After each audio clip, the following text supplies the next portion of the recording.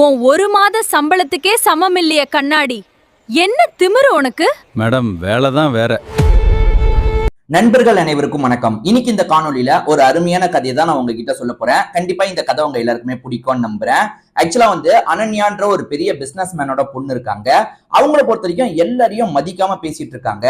ஒரு நாள் துப்புரவு தொழில் பண்றவர் வேலையை பார்த்துட்டு இருக்காரு. அவர் கிளீன் பண்ணிட்டு இருக்கும் போது கொஞ்சம் அங்க இருக்க அழுக்கெல்லாம் பறக்குது, இவங்க மேல பட்டுருது. அதுக்கு அவரை போட்டு பயங்கரமா திட்டிட்டு இருக்காங்க. ஆனா அவருக்கு பின்னாடி ஒரு பெரிய ரகசியம் இருக்கு. அவரை திடீர்னு பார்த்தா சில காஸ்ட்லியான கார்லாம் கூட்டு போகுது. இவங்களுக்கு ஒண்ணுமே புரியல.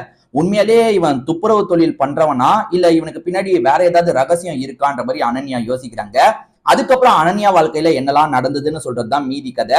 கண்டிப்பா இந்த கதை உங்க எல்லாருக்குமே பிடிக்கும்னு நம்புறேன். இதே மாதிரி ஏற்கனவே நிறைய கதைகளை நம்ம போட்டிருக்கோம். அதெல்லாம் பார்க்கணும்னு நினைச்சீங்கன்னா நம்ம சேனலை சப்ஸ்கிரைப் பண்ணி வச்சுக்கோங்க. இந்த கதையை முழுசா நீங்க பாக்குறதுக்கு முன்னாடி இந்த வீடியோக்கு ஒரு லைக் போடுங்க. அப்பதான் உங்களை மாதிரி பாக்குற நிறைய பேர்கிட்ட இந்த வீடியோ கொண்டு போய் ரெக்கமெண்டேஷன்ல காட்டும். நான் அதுக்காக தான் சொல்றேன். இப்ப நம்ம தாமதிக்காம கதைக்குள்ள வந்துடலாம். கதையோட தொடக்கமே அனன்யான்ற ஒரு பொண்ணை காட்டுறாங்க. ஆக்சுவலா இவங்க பெரிய பிசினஸ் மேனோட பொண்ணா இருப்பாங்க. ஆனா சமீப காலமா அப்பாவோட பிசினஸ் எல்லாமே கொஞ்சம் கொஞ்சமா மோசமான நிலைமைக்கு போயிட்டு இருக்கு. இப்போ ஒரு பெரிய ஆர்டரை தான் இவங்க நம்பிட்டு இருக்காங்க. அவங்க கூட ஒரு டைப் போட்டோம்னா எப்படியாவது நம்ம இந்த லாஸ்ல இருந்து மீட்டு கொண்டு வந்துடலாம் அப்படின்ற மாதிரி நம்பிக்கை இருக்கு. அப்பா கிட்ட இதை பத்தி எல்லாம் இவங்க டிஸ்கஸ் பண்ணிட்டு இருக்காங்க.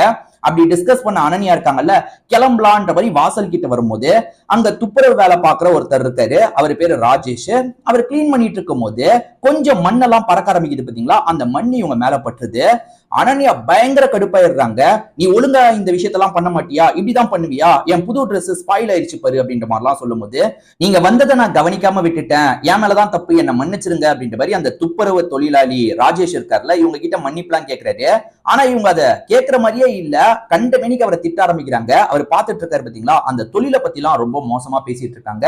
ராஜேஷ்கே ரொம்ப கஷ்டமா இருக்கு. மேடம் தயவு செஞ்சு இப்படிலாம் பேசாதீங்க, வேலையை வச்சு ஒருத்தரை தாழ்த்தி பேசுறது அவ்வளவு சரியில்லை மேடம் அப்படின்னும் போது, என்ன நீ என்கிட்ட எதிர்த்து பேசிட்டு இருக்க, நான் உன்னோட மேலதிகாரிங்க கிட்ட கம்ப்ளைண்ட் பண்ணவா, இந்த மாதிரி என்னோட ட்ரெஸ் நீ அழுக்கு பத்திருக்கேன் கம்ப்ளைண்ட் பண்ணவா அப்படின்னு கேட்கும்போது, அப்படிலாம் பண்ணாதீங்க மேடம், நான் தெரியாம பண்ணிட்டேன்ற மாதிரி திரும்பி இவர் மன்னிப்பு கேட்கிற மாதிரி தான் பேசிட்டு இருக்காரு. ஆனா அனன்யா இதை பெரிய பிரச்சனையா மாத்திட்டு இருக்காங்க. ஒரு ஸ்டேஜ்ல இவர் இருக்காருல, மன்னிப்பு கேட்டுட்டு அங்க இருந்து கிளம்ப ஆரம்பிக்கிறாரு. அடுத்தடுத்த பகுதியெல்லாம் கிளீன் பண்ணிட்டு இருக்காரு. ஒரு ஸ்டேஜ்ல இவங்களோட டிரைவருக்காக அனன்யா வெயிட் பண்ணிட்டு இருக்காங்க. அப்பதான் ஒரு விஷயத்தை கவனிக்கிறாங்க. கொஞ்ச நேரத்துக்கு முன்னாடி இங்க ராஜேஷ்னு ஒருத்தர் கிளீன் பண்ணிட்டு இருந்தாருல, அவரு தள்ளி போய் கிளீன் எல்லாம் பண்ணிருப்பாரு. திடீர்னு பார்த்தா கொஞ்சம் தள்ளி போய் ஒரு கார்ல ஏறி கிளம்புறாரு. அது ரொம்பவே காஸ்ட்லியான காரா இருக்கும். இவங்களுக்கு ஒண்ணுமே புரியல, என்ன திடீர்னு இவர் கார்ல ஏறி கிளம்புறாரு, வேற ஏதாவது ஒரு பகுதிக்கு கிளீன் பண்றதுக்காக கூட்டு போறாங்களா இல்ல என்னவா இருக்கும்னு இவங்க யோசிச்சுட்டு இருக்கும் போது இவங்க தோழி வராங்க. தோழி கிட்ட நடந்த விஷயத்தெல்லாம் இவங்க சொல்றாங்க. சொல்லிட்டு இந்த மாதிரி நடந்தது, எனக்கு ஒரே குழப்பமா இருக்குன்னும் போது, அவன் பெரிய பணக்காரனா இருக்க போறானா, எதுக்காக நீ தேவையில்லாம யோசிச்சுட்டு இருக்க, அதெல்லாம் ஒண்ணும் கிடையாதுன்ற மாதிரி தோழி சொல்றாங்க. அதுவும் சரிதான்ற மாதிரி அனன்யாவும் ஏத்துக்கிறாங்க. அனன்யா ஒரு டீலுக்காக எதிர்பார்த்துட்டு இருக்காங்கல்ல, ஆர்கே குரூப் அப்படின்ற ஒரு கம்பெனி கூட தான் டைஅப்காக இவங்க எதிர்பார்த்துட்டு இருக்காங்க. அவங்க கூட வேலை பார்க்குற வாய்ப்பு மட்டும் கிடைச்சிருச்சுன்னா நம்ம லாஸ்ல இருக்கிறத சரி பத்திரலான்ற மாதிரி ஒரு ஐடியால இருந்திருப்பாங்க. திடீர்னு பார்த்தா அவங்க ஆர்டர் வேணான்ற மாதிரி கேன்சல் பண்ணிருக்காங்க. எதுக்காக கேன்சல் பண்ணாங்கன்றது இவங்களுக்கு தெரிய மாட்டேங்குது. அவங்க கூட எப்படியாவது சேர்ந்துடலான்ற மாதிரி அனன்யாவும் அப்பாவும் நம்பிட்டு இருந்தாங்கல்ல, எதனால அது கேன்சல் ஆச்சு என்ன ஏதுன்றத நம்ம நேரடியா அவங்கள பார்த்து பேசினாதான் புரிஞ்சுக்க முடியும். நம்ம நேரடியா அவங்கள பார்த்து பேசினா என்னன்ற மாதிரி அனன்யா யோசிக்கிறாங்க. அப்பாவுமே கண்டிப்பா போய் பாருமா, ஏற்கனவே நம்மளுக்கு நிறைய லாஸ் நடந்துட்டு இருக்கு, இதை நம்ம எப்படியாவது சரி பத்தி ஆகணும் அப்படின்ற மாதிரி சொல்லும் போது, சரிப்பா நான் பாக்குறேன்ற மாதிரி அனன்யா இருக்காங்க பாத்தீங்களா, அந்த பகுதிக்கு டிராவல் பண்ணி வந்துடுறாங்க. ஆபீஸ் இருக்கு பாத்தீங்களா, அதுக்குள்ள நுழையும் போதுதான் இவங்களுக்கு ஒரு பெரிய ஷாக் காத்துட்டு இருக்கு. காலையில ஒருத்தரை பார்த்தாங்கல்ல, அதாவது துப்புரவு தொழில் பண்ற ராஜேஷ் ஒருத்தரை பார்த்தாங்கல்ல, அவரோட கம்பெனியா தான் இருக்கும். அவரோட முழு பேரு ராஜேஷ்குமார் அப்படின்றது, ராஜேஷ்குமார் குரூப்ஸ் அப்படின்ற மாதிரி தான் அவரோட கம்பெனி ரன் ஆயிட்டு இருக்கு. பெரிய பிசினஸ் மேன் அப்படின்றது தெரிய வருது. இவர் எதுக்காக அந்த மாதிரி வந்தாரு, நம்ம வேற தேவையில்லாம நிறைய பேசிட்டுமே அப்படின்ற மாதிரி இவங்க யோசிச்சுட்டு இருக்காங்க. இப்ப அவர் கிட்ட சார் திடீர்னு ஆர்டரை கேன்சல் பண்ணிட்டீங்க, நான் காலையில நடந்துகிட்ட விதத்துக்காக தான் இப்படி பண்ணிருக்கீங்கன்னு நினைக்கிறேன் சார், தெரியாம பேசிட்டேன் மன்னிச்சிருங்க, நீங்க சாதாரண துப்புரவு தொழிலாளின்னு நினைச்சு அப்படி பேசிட்டேன் அப்படின்னும் போது, அதுதான் பிரச்சனை.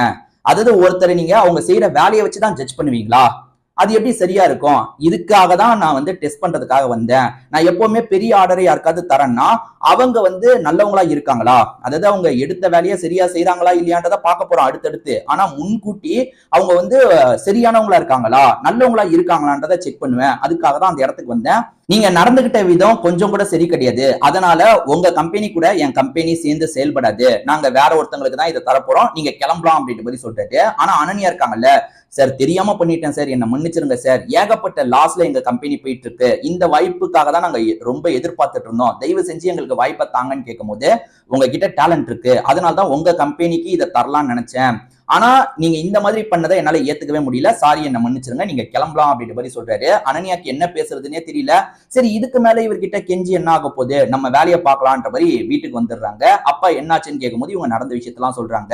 என்னம்மா இந்த மாதிரி ஆயிடுச்சு, இப்ப என்ன பண்றது, லாஸ் எல்லாம் எப்படி சமாளிக்கிறதுன்ற மாதிரி அப்பா புலம்பிட்டு இருக்கும் போது, கவலைப்படாதீங்கப்பா எப்படியாவது நம்ம சமாளிக்கலாம் அப்படின்ற மாதிரி பொண்ணுமே வந்து அந்த எல்லா பிரச்சனையும் சமாளிக்கிறதுக்கு ட்ரை பண்றாங்க. ஆனா ஏகப்பட்ட இடத்துல இவங்க கடன் வாங்கி, ஒரு இடத்துல கடன் வாங்கி இன்னொன்னு இடத்துல போட்டிருப்பாங்கல்ல, வட்டி கிட்டின்ற மாதிரி நல்லா லாக் ஆயிடுறாங்க. சுத்தமா அதுல இருந்து வெளியவே வர முடியல. இவங்களோட கம்பெனி எல்லாத்தையும் வந்து இவங்க விற்க ஆரம்பிச்சாதான் வந்து ப்ராப்ளத்துல இருந்து வெளியே வர முடியும்ன்றது அனன்யாக்கும் அப்பாக்கும் தெரிய வருது. வேற வழி இல்லம்மா, நம்ம எல்லாத்தையும் வித்துதான் ஆகணும், திரும்பி ஜீரோல இருந்து தான் ஸ்டார்ட் பண்ணோம் போல. உன் கல்யாணத்துக்கு முன்னாடி உன்னை நல்ல நிலைமைக்கு கொண்டு வந்துடலாம் நினைச்சேன், ஆனா அதுக்குள்ள இந்த மாதிரி ஆயிடுச்சு, என்ன மன்னிச்சிரு அப்படின்ற மாதிரி அப்பா கேட்கும்போது, விடுங்கப்பா இதுல உங்க தப்பு எதுவும் இல்ல, நானும் இன்னும் கொஞ்சம் கவனமா இருந்திருக்கணும், என்ன வந்து கடைசி 3 வருஷமா நீங்க வந்து இந்த வேலையெல்லாம் பார்க்க வச்சீங்க, நான் இன்னும் சிறப்பா செயல்பட்டு இருக்கணும், என் மேலதான் தப்புன்ற மாதிரி இவங்களுமே ஃபீல் பண்ணிட்டு இருக்காங்க. இப்ப கம்பெனி கொஞ்சம் கொஞ்சமா அழிய ஆரம்பிக்குதுல, இவங்களுமே அந்த கம்பெனில இருக்கிற ப்ராப்ளம் எல்லாத்தையும் முடிச்சுட்டு வெளியே வந்துடுறாங்க. இப்ப திரும்பி ஜீரோன்ற ஒரு நிலைமைக்கு வந்துட்டாங்க. திரும்பி சின்ன சின்ன கம்பெனி கூட தான் நம்ம டை அப் பண்ணி வளரணும் அப்படின்ற மாதிரி இவங்க யோசிச்சுட்டு இருக்காங்க. இப்ப அந்த மாதிரி ஆப்பர்ச்சுனிட்டிக்கெல்லாம் இவங்க ட்ரை பண்ணிட்டு இருக்காங்க. அதாவது கம்பெனில வேலை பார்க்குற ஐடியா இல்ல, இவங்களே சின்ன லெவல்ல ஒரு ஆபீஸ் நடத்திட்டு வேற யார் கூடயாவது டை அப் வைக்கலாம் அப்படின்ற மாதிரி ஒவ்வொரு இடமா இவங்க பாட்டுக்கு ட்ரை பண்ணிட்டு இருக்காங்க.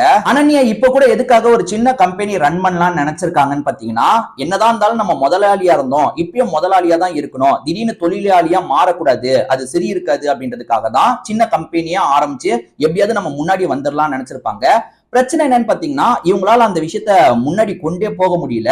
6 மாசம் ஓடிடுது, அதே இடத்துல தான் இவங்க இருக்காங்க. இது வேலைக்கு ஆகாது, நம்ம வந்து ஏதாவது வேலைக்கு தான் போய் ஆகணும் போல அப்படின்ற மாதிரி ஒரு நிலைமைக்கு வந்துடுறாங்க. அப்பா நான் வேலைக்கு போறேன், வேற வழியே இல்லப்பா, ஏகப்பட்ட கடன் ஆயிடுச்சு அப்படின்ற மாதிரி அப்பா கிட்ட ஃபீலிங்கா பேசிட்டு இருக்காங்க. இவங்க இதுக்கு முன்னாடி பெரிய வீட்டுல இருந்தாங்கல்ல, அந்த வீடெல்லாம் இவங்க கையை விட்டு போயிருக்கோம், இப்போ ஒரு வாடகை வீட்டுல தான் இருந்துட்டு இருக்காங்க. சரி வேலைக்கு போய் ஆகணும்ன்ற நிலைமை வந்துருச்சுல்ல. அனன்யாவை பொறுத்த வரைக்கும் நல்ல டேலண்ட் இருக்கும், நல்லா படிக்கிறவங்களா தான் இருப்பாங்க. அதுக்கேற்ற மாதிரி இவங்களுமே வேலைக்காக ட்ரை பண்ணிட்டு இருக்காங்க, ஒவ்வொரு இடமா ஏறி இறங்கிட்டு இருக்காங்க. இப்ப மத்தவங்க இவங்களை மோசமா ட்ரீட் பண்ண ஆரம்பிக்கிறாங்க. உதாரணத்துக்கு அனன்யா வந்து ஒரு பிசினஸ் உமனோட, அதாவது பிசினஸ் மேனோட பொண்ணுன்றது தெரியாது, இவங்களுமே ஒரு பிசினஸ் உமன்ன்றது தெரியாது இல்ல, ரொம்ப சாதாரணமா பேசுறாங்க. நீ அங்க வெயிட் பண்ணு, நாங்க சொல்றோம் வான்ற மாதிரி ட்ரீட் பண்றாங்க. இன்டர்வியூக்குலாம் போகும்போது அந்த மாதிரி ட்ரீட் பண்றாங்க. அப்ப நம்ம எந்த மாதிரி நடந்திருக்கோம், ஏறக்குறைய அவங்க எப்படி நம்மள நடத்துறாங்களோ அந்த மாதிரி தான் நம்ம நடந்திருக்கோம். இந்த இடத்துல இருந்து பார்க்கும்போது தான் அந்த வழி நமக்கு தெரியுது, அந்த ராஜேஷ்குமார் சொன்னது சரியா தான் இருக்குன்ற மாதிரி இவங்களுமே யோசிச்சுட்டு இருக்காங்க. இப்படியே ஒவ்வொரு வேலையா இவங்க ட்ரை பண்ணிட்டு இருக்கும்போது ஒரு ஸ்டேஜ்ல வந்து ராஜேஷ்குமாருக்கு 2-3 கம்பெனி இருக்கும்ல, அதுல ஒரு கம்பெனிக்கு இவங்க வந்துடுறாங்க. அப்படி இன்டர்வியூக்காக இவங்க வெயிட் பண்ணிட்டு இருக்கும்போது அவருமே கவனிக்கிறாரு, இவங்களை கூப்பிட்டு பேச ஆரம்பிக்கிறாரு. அனன்யா நடந்த எல்லா விஷயத்தையும் சொல்றாங்க. இந்த மாதிரிலாம் நடந்துருச்சு சார், நீங்க ஏதாவது ஹெல்ப் பண்ண முடியுமா, அதாவது வந்து என்னோட கம்பெனியை திரும்பி ஸ்டார்ட் பண்ணுன்றதுதான் என்னோட ஆசை, நீங்க அதுக்கு ஏதாவது ஹெல்ப் பண்ண முடியுமான்னும் போது, உங்களோட தப்பை நீங்க புரிஞ்சுக்கிட்டீங்கன்னு நினைக்கிறேன், இப்ப கூட சரி என்னால வந்து சட்டுன்னு உங்களை அந்த இடத்துல போய் உட்கார வைக்க முடியாது, நீங்க உழைக்கிறதுக்கு ரெடியா இருக்கீங்கன்னா அதுக்கான ஆப்பர்ச்சுனிட்டியை நான் அமைச்சு தரேன், சாதாரணமா ஜீரோல இருந்து நீங்க வளர்ந்து காட்டுங்க, உங்ககிட்ட டேலண்ட் இருக்குன்னு நீங்க முழுசா நம்புறீங்களா, வளர்ந்து காட்டுங்கன்ற மாதிரி சேலஞ்ச் பண்ற மாதிரி பேசுறாரு. அனன்யாவை பொறுத்த வரைக்கும் ஒரு வாய்ப்பு வேணும், தூக்கி விடுறதுக்கு கை கிடைச்சா போதும், அதை வச்சு நம்ம வந்து மேல எந்திரிச்சு வந்துடலான்ற மாதிரி நம்பிக்கை இருக்கு, சரி சார் அப்படின்ற மாதிரி ஏத்துக்கிறாங்க. இவர் புதுசா தான் இந்த கம்பெனி ஆரம்பிச்சிருக்காரு. இவரை பொறுத்த வரைக்கும் 4-5 ஆபீஸ் இருக்குன்னு வச்சுக்கோங்களேன், இதுல ஒரு ஆபீஸ் தான் இது, இதை நீங்க வளர்த்து காட்டுங்க, சாதாரண ஒர்க்கர் பொசிஷன்ல இருந்து நீங்க வாங்கன்ற மாதிரி சொல்லும் போது 3 மாசத்துக்குள்ளேயே நல்லா வந்து இவங்களோட டேலண்ட்டை காட்டுறாங்க, அதனால ப்ரொமோஷன் கிடைக்குது, அடுத்தடுத்த லெவலுக்கு வர ஆரம்பிக்கிறாங்க. 1.5 வருஷத்துக்குள்ள நல்ல பொசிஷனுக்கு வந்துடுறாங்க, அதாவது இந்த ஆபீஸ்லயே மெயினான பொசிஷனுக்கு வந்துடுறாங்க. இவருமே வந்து இவங்களோட டேலண்ட்டை உண்மையிலே பாராட்டுறாரு, அதாவது உங்ககிட்ட ஏகப்பட்ட டேலண்ட் இருக்கு, நீங்களாம் வந்து நல்லா வந்திருக்க வேண்டியவங்க, ஆனா உங்ககிட்ட ஒரு பிரச்சனை இருக்கு, அந்த பிரச்சனையே இப்ப புரிஞ்சிருப்பீங்கன்னு நினைக்கிறேன்ற மாதிரி சொல்லும் போது, ஆமா சார் என்கிட்ட வந்து எல்லாரையும் மதிக்காம நடந்துக்கிற விதம் இருந்தது, அதாவது பணத்தை வச்சுதான் ஒருத்தரை நான் ஜட்ஜ் பண்ணுவேன், அதுதான் பெரிய தப்பு போல, நான் உங்க கிட்ட இருந்து அந்த விஷயத்தை கத்துக்கிட்டேன் சார், அதே மாதிரி வந்து நான் ஜீரோ ஆனதுக்கு அப்புறமா எனக்காக இந்த மாதிரி ஒரு வாய்ப்பை நீங்க ஏற்படுத்தி தந்திருக்கீங்க, எனக்கு இவ்வளவு பெரிய விஷயத்தை புரிய வச்சிருக்கீங்க, ரொம்ப நன்றின்னு சொல்லும் போது இவருமே பரவாயில்ல இருக்கட்டும், இதுக்கு மேல நீங்க ஸ்டார்ட் பண்ண நினைக்கிறீங்கல்ல அதை ஸ்டார்ட் பண்ணுங்க, ஏன்னா இதுக்கப்புறம் நீங்க ஒர்க் பண்ணணும்ன்ற அவசியம் கிடையாது, உங்ககிட்ட டேலண்ட் இருக்கு, நீங்க இப்ப ஜீரோல ஸ்டார்ட் பண்ணீங்கன்னா உங்களால வளர முடியும்ன்ற மாதிரி இவருமே மோட்டிவேட் பண்ற மாதிரி பேசுறாரு. இது மூலியமா அனன்யாக்கும் ஒரு நம்பிக்கை வருது. ஆமா, நம்ம வந்து இந்த கம்பெனியை ஏறக்குறைய நம்ம தானே வளர்த்திருக்கோம், இதே மாதிரி நம்ம கம்பெனியை வளர்க்கலாம். இப்ப சம்பளம் நமக்கு நிறைய கிடைச்சிருச்சு, கரண்ட் ப்ராப்ளம்லாம் முடிஞ்சிருச்சு, இப்ப ஜீரோல இருந்து நம்ம கம்பெனியை வளர்க்கலான்ற ஒரு நம்பிக்கையோட அங்க இருந்து கிளம்புறாங்க. ஆக மொத்தத்துல யாரையுமே வந்து அவங்க போட்டிருக்க ட்ரெஸ்ஸை வச்சோ அவங்க வேலையை வச்சோ நம்ம மதிக்காம இருக்கக்கூடாது. அப்படி மதிக்காம இருக்கிறதுனால இந்த மாதிரியான ஒரு சூழல் கூட அமையலான்ற மாதிரி ஒரு கதையா தான் இந்த கதை இருக்கும். கண்டிப்பா இந்த கதை உங்க எல்லாருக்குமே பிடிச்சிருக்கும்னு நம்புறேன். ஏற்கனவே இதே மாதிரி நிறைய கதைகள் நம்ம சேனல்ல இருக்கு, அதெல்லாம் பார்க்கணும்னு நினைச்சீங்கன்னா நம்ம சேனலை சப்ஸ்கிரைப் பண்ணி வச்சுக்கோங்க. இந்த கதை உங்களுக்கு பிடிச்சிருந்ததுன்னா கண்டிப்பா இந்த வீடியோக்கு ஒரு லைக் போடுங்க. அப்பதான் உங்களை மாதிரி பாக்குற நிறைய பேர்கிட்ட இந்த வீடியோ கொண்டு போய் சேர்க்கப்படும். திரும்பி வேற ஒரு காணொலி மூலியமா நான் உங்களை வந்து பாக்குறேன். அது வரைக்கும் உங்ககிட்ட இருந்து விடைபெறேன். நன்றி, வணக்கம்.